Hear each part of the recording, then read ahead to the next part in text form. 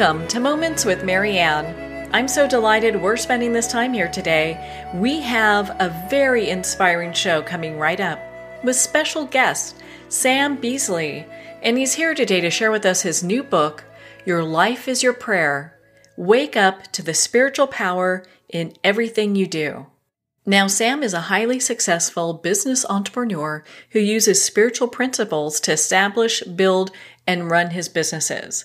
He's a charismatic speaker and dynamic workshop leader whose mission is to share what he's learned so that others may become successful and fulfilled as well. So let's welcome to the show, Sam Beasley. Thanks, Marianne. I'm happy to be on. You know, what a joy it is to have you here and to talk about this book. My goodness. I mean, what inspired you to write this book? Let's see. Well, originally I started writing prayers because I just wanted to think different thoughts than I sometimes think. Think, that's a good word. different thoughts than I sometimes thought, and I'd find myself either having nothing that I really wanted to think, or thoughts that I definitely didn't want to think. So I started writing prayers and carrying them with me, and I'd pull them out of my pocket and read them, and it made all the difference in the world to be able to reach into my pocket and pull out thoughts that were pleasing, peaceful, inspiring, hopeful. And it was really life-changing to do that. And I kept writing these prayers and accumulating them. And every once in a while, I would share one or two with my friend, B.J. Gallagher, my co-author. And one day she asked me if I still had all those prayers. And I said, well, yes, I do. And she said, well, why don't you give them to me and let's write a book? And I was really thrilled by that because BJ's quite a successful author, and I knew I'd learn a lot from her, and which I did and am. And so that's really how it started, as a way to give myself a choice of thoughts to be thinking. And I've been doing it now for almost 20 years, and it's really been life-changing. Well, I love that. Oh my goodness, yes. And I just love that perspective coming through that everything we do is a prayer. And it just brings life to a whole new level thinking of things that way. Yes, yeah. Everything, in my experience, everything we're doing, we're praying. And we don't always realize it. A lot of times, if we could make a tape recording of our thoughts, I think a lot of times what I certainly would hear, and what I think a great many people would hear, are chants and, thoughts being repeated over and over and over again. And quite often thoughts that if we could actually hear them, we'd be a little shocked by them, because they're chanting what's not working.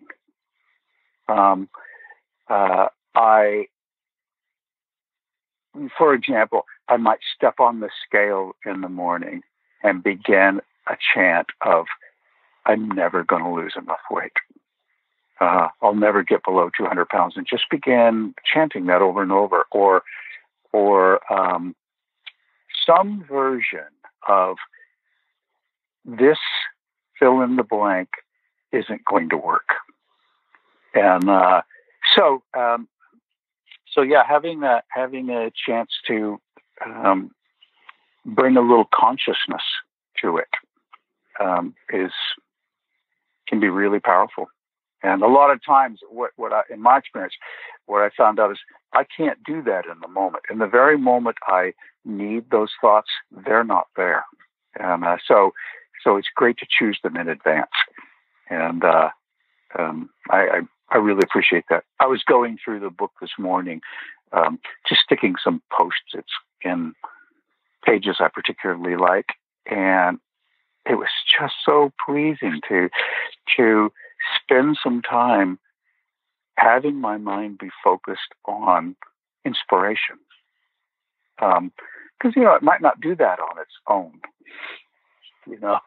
like maybe I didn't sleep enough last night, so it might not do it on its own this morning. So it was just great. It was great to do that. So yeah, prayer is something that's more ingrained in our lives and our thinking than certainly than I realized. I until I began to hear an absolute absence of thoughts worth thinking, or a selection of thoughts I didn't really want to think anymore. Until I actually began to hear them, I didn't quite realize that I was walking through life thinking, chanting, and praying prayers that in consciousness I wouldn't choose to pray. So what does it mean when we're going through life and that our thoughts are prayers? Because I know that most people probably never even think of their life that way. What does it mean? Well, I think it's more powerful than we might realize. That our thoughts are shaping our lives, and there's moments when we know it. Like, for example, I happen to be married to the love of my life, and have been for a long time. I've known her for, I think, 55 years now, and it's easy to realize that my thoughts are prayers when I see her, when I look at her in love. If we're hugging, it's easy to realize it at that moment because all is well. Life is good, and it's easy. Like say, if I got a financial windfall, it's easy to realize that my thoughts are prayers because they're filled with possibility. They're filled with joy and peace and relief and excitement, and not so easy to realize that we are praying a life into being, that if somebody could say to us, would you like this life that you're praying into being? In that moment of consciousness, we'd go, oh, absolutely not. I don't want that life I'm praying into being. And then if that person said, so let's talk about the life you would like to pray into being. And all of a sudden, we can turn our thoughts towards creating a life filled with joy and love and peace, serenity, excitement, possibility. And in that moment, in thinking those thoughts, we literally will change. We'll physically change.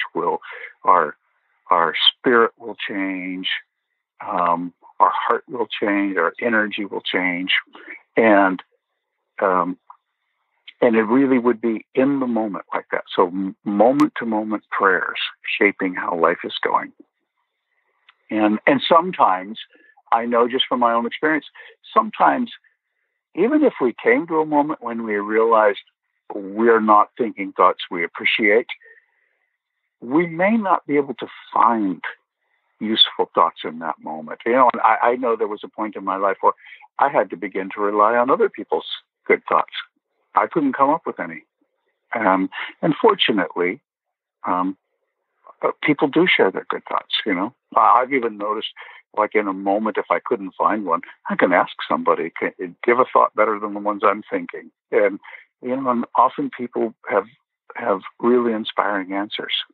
So what's it mean that our life is our prayer?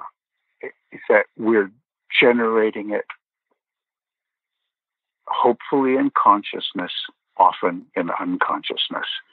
But the choice to do it in consciousness is really ours. That's available to us to just make that choice. Well, how encouraging is that? And, in your book, you also talk about how decision plays a big part in all this. And I'd love for you to share with our listeners why that is. well, we are deciding no matter what. We're deciding some version of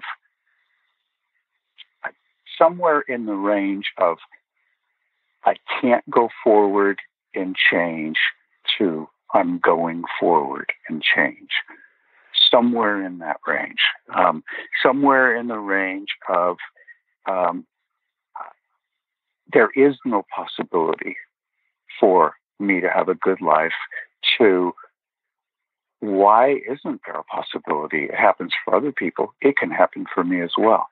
And so making a decision to move from where we currently are to where we want to be is just so powerful. In the simplest way, if you needed to go buy groceries, the decision to get in the car and go is the absolute key to buying groceries. Without that decision, you're not going to get there. And so coming to a moment or moments in life where you can acknowledge that where you are today is not where you want to be, and just calling upon yourself or asking a divine source to bring the power of decision to you to begin the process of change is just an extraordinary act and an extraordinary expression of the power that we do have, and something that I appreciate more and more. The older I get, I'm almost 70, and more and more I appreciate just how simple, graceful, and powerful decision is. And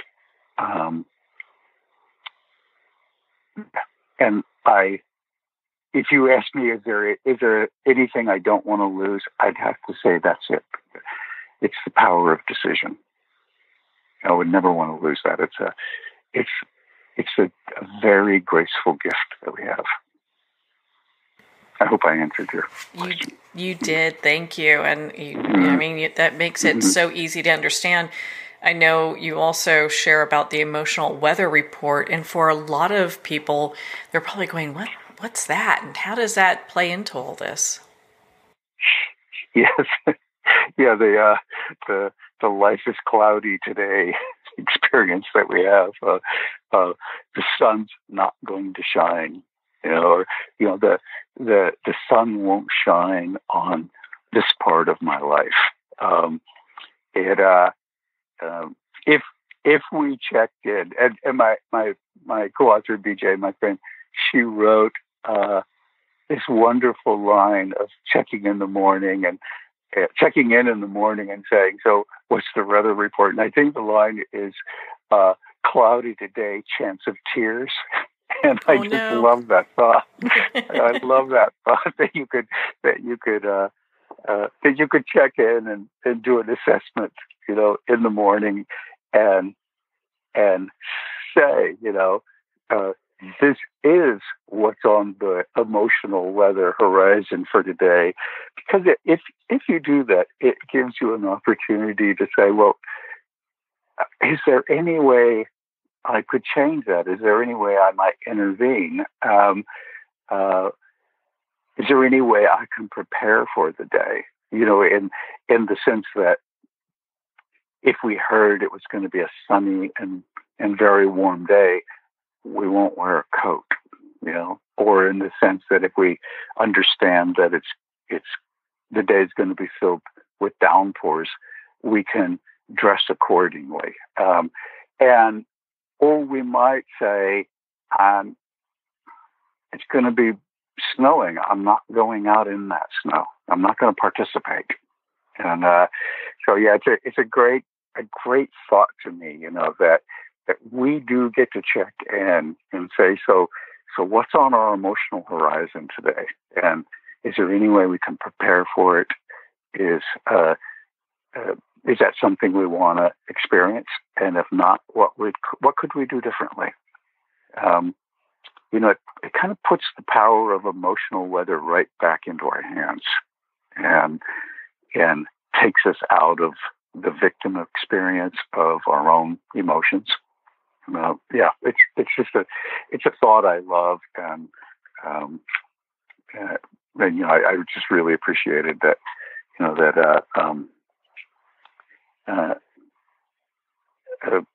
What BJ wrote about it, like one of the things she said is, one of the most important things I've learned over the years is I don't have to do anything about my emotional weather report. I don't have to act on it. Feelings come and go like clouds, and I don't do anything about clouds other than to take them into account when I choose what to wear. So I really love that thought. Oh my gosh, what a great way of keeping that in perspective, Mm-hmm. Mm-hmm. In your book, you talk about the hardest roads often lead to the best places. And it's interesting, a lot of times when we're on those hard roads, it's hard to see that the destination is going to be anything other than just miserable, Yes. Yeah. And that is my experience, and an exercise that I've come to appreciate more and more in life is in those moments of realizing that I'm on a hard road and I'm only projecting the worst. An exercise I've really come to appreciate is to ask myself, when else have you been on a hard road, and how did you think that was going to turn out, and how did it actually turn out? And because those are two very different things, how I thought it was going to turn out, but how it actually turned out.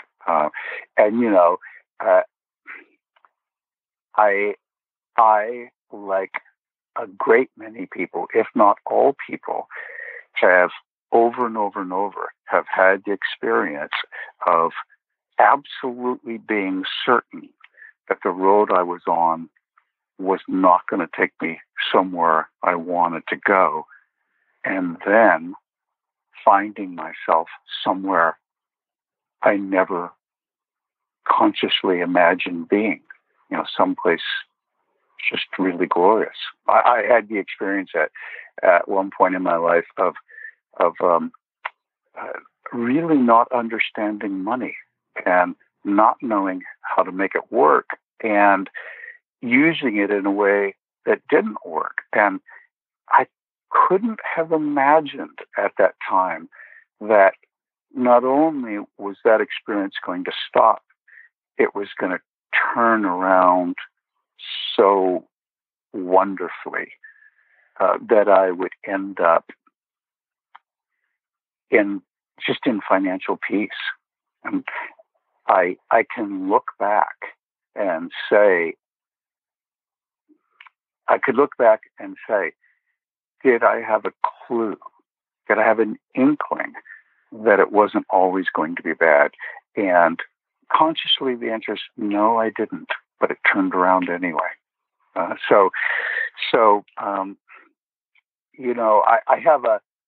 have a song. One of the ways that I pray is to sing.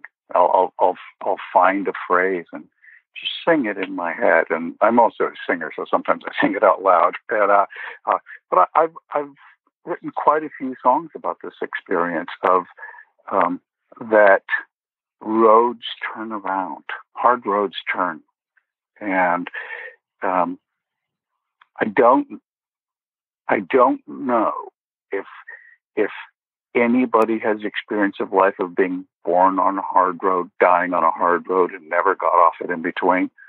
I don't think I've ever met somebody that had that experience, and I certainly hope there's nobody out there having that experience.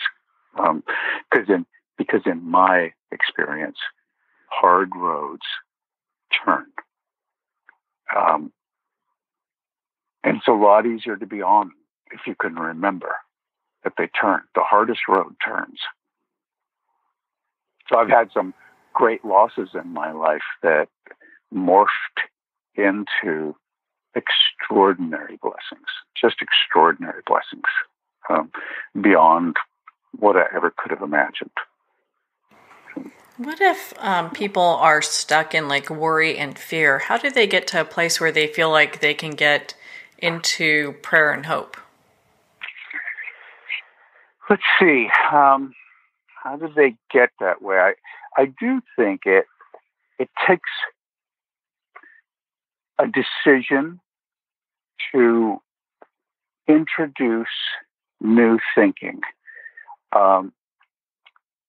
And the thoughts we don't have to self-generate them. Often we can't in the beginning. It's okay to ask other people, it's okay to say to somebody, I've got these worries. As far as I can tell, nothing good is going to come of this.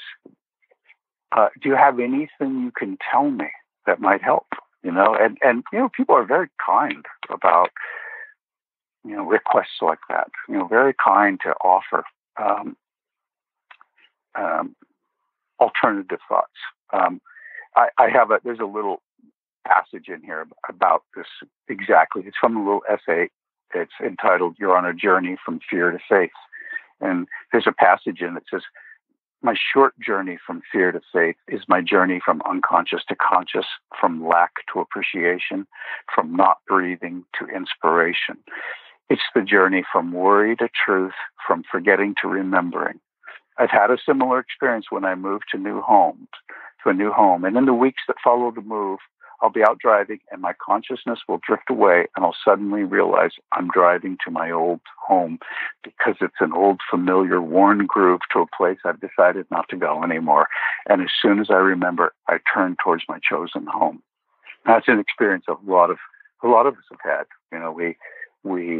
Our mind drifts and we find ourselves going somewhere we don't want to go, or we didn't mean to go. And so, and it happens in our thought patterns, where we slip into unconsciousness and find ourselves thinking thoughts we wish we wouldn't, frightened thoughts, worried thoughts, hopeless thoughts, angry, despairing, and really in that moment of noticing it, we do have to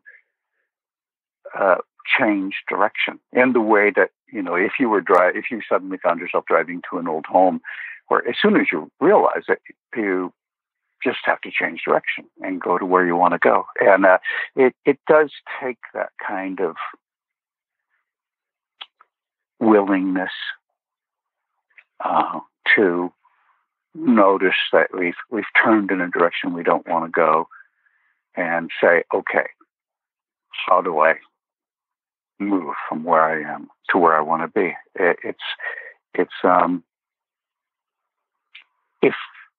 If in that moment the best we could come up with would be to pray to whatever divine listener we call upon, to pray to that divine listener, please turn my direction. If that was the only thing we could come up with, that alone will begin the process. That willingness to ask for that, please turn my direction. That'll begin that process. It's really kind of giving into that surrender and having faith. Yes, it is. Yeah, it is that. It's that. It's even the understanding that you can turn towards faith. Here's in that same essay. It ends with this little passage. "I live in faith. I leave sometimes. I take a little trip over to visit worry, despair, fear, but I don't stay long. I look up at the clock and say, is it that late? I need to go home." I think that's a quite common experience for us, is that our chosen home is in faith that all that's well, but we leave sometimes. We don't necessarily mean to. We're not even aware we're doing it until we get to where we don't want to go. And in that moment, we just have to make the decision to go home.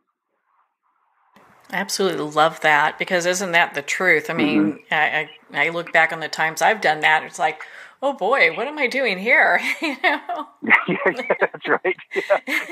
And back here again. It's like, how did I feel like a boomerang? Yeah. Yes. Yeah.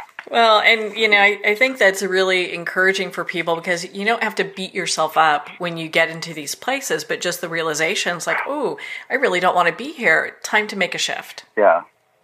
Yeah. No, I don't think that anybody who got to one of those places that don't want to go, I don't think their first thought is, I would really rather be beating myself up about this. That isn't it.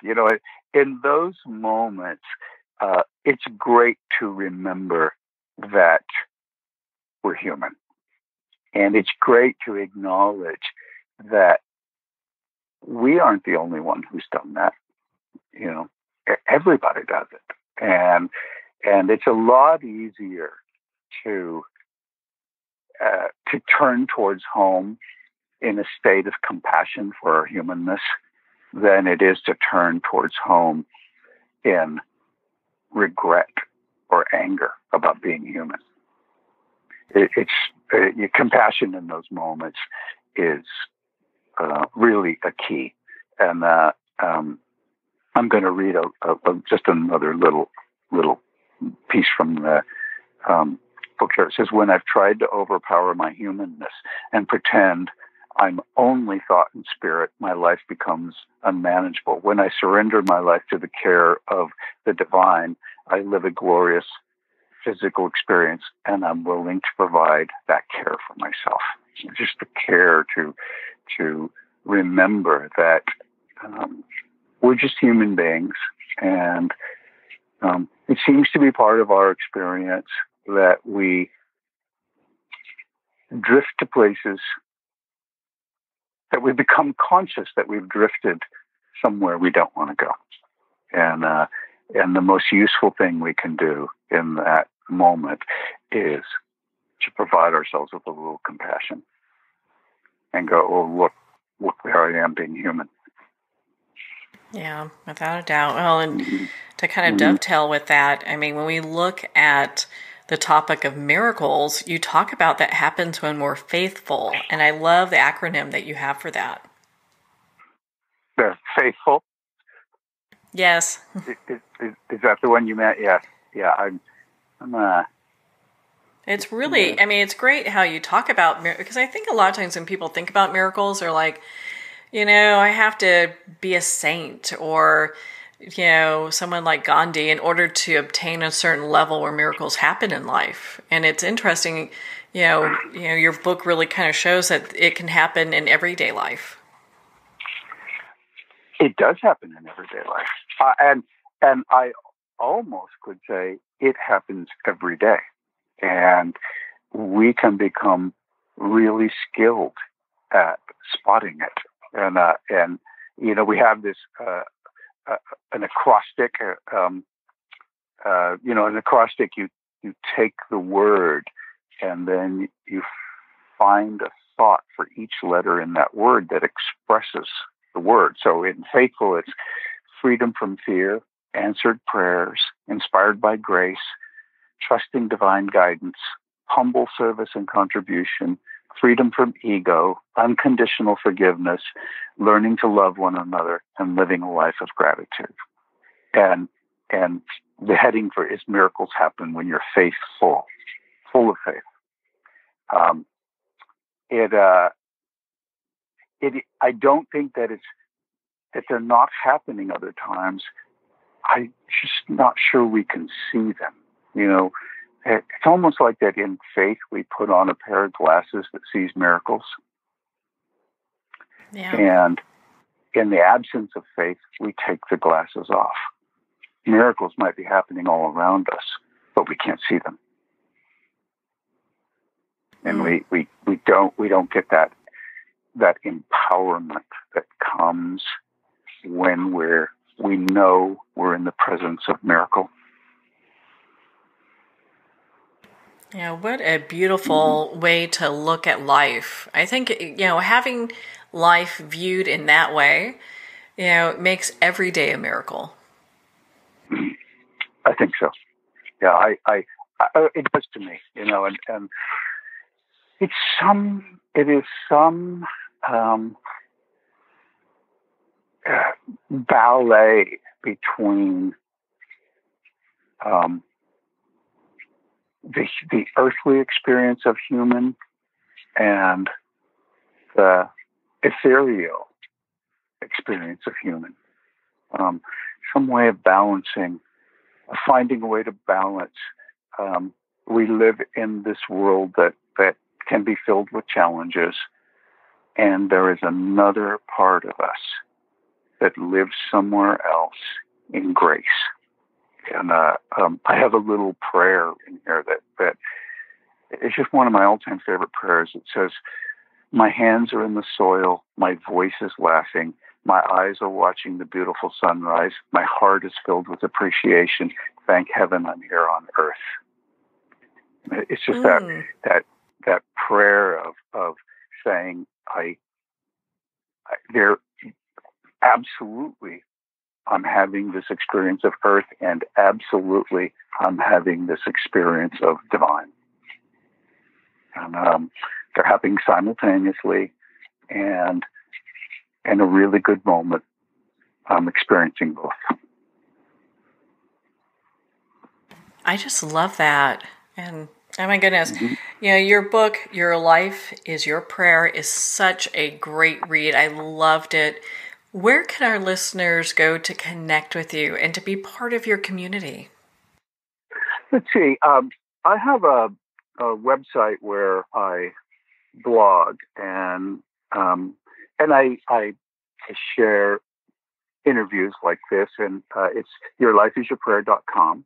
And I try to blog as often as I can, and I have quite a few on there. And sometimes they're excerpts from the book, and sometimes they're thoughts that I've written really as a result of having written this book and continued this process. So yourlifeisyourprayer.com. And there's also links to where you can get the book there. And the book is published by Mango Publishing. And so if you go to Mango Publishing and type in Sam Beasley or Your Life is Your Prayer, you'll come to a whole section on it where they also share excerpts and blogs. And let's see, Your Life is Your Prayer has a Facebook page under that name. And then my other media name is at Real Sam Beasley. Well, Sam, thank you so much for taking the time to be on the show with us here today. Thank you, Marianne. Well, thank you, Sam. It has been such an honor to spend this time with you, and of course to talk about your new book, Your Life is Your Prayer. Your Life is Your Prayer is available at Amazon, Barnes & Noble, and all indie retailers. And if you'd like to connect with Sam, you can at yourlifeisyourprayer.com for more information. Well, we're at the end of our time today. I would like to thank everyone for tuning in. You've been listening to Moments with Marianne. And remember, make every moment count.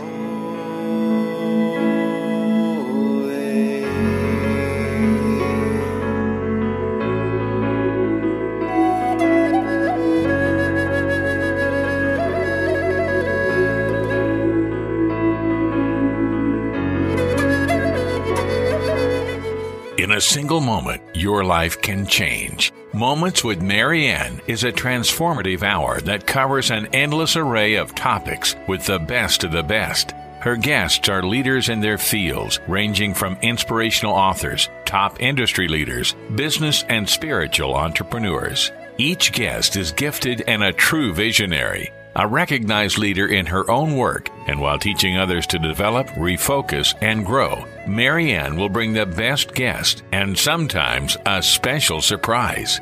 Don't miss this. You never know just what moment will change your life forever. Moments with Marianne airs every Friday and Saturday at 5 p.m. Pacific and 8 p.m. Eastern Time. Make sure to tune in and visit momentswithmarianne.com for more information.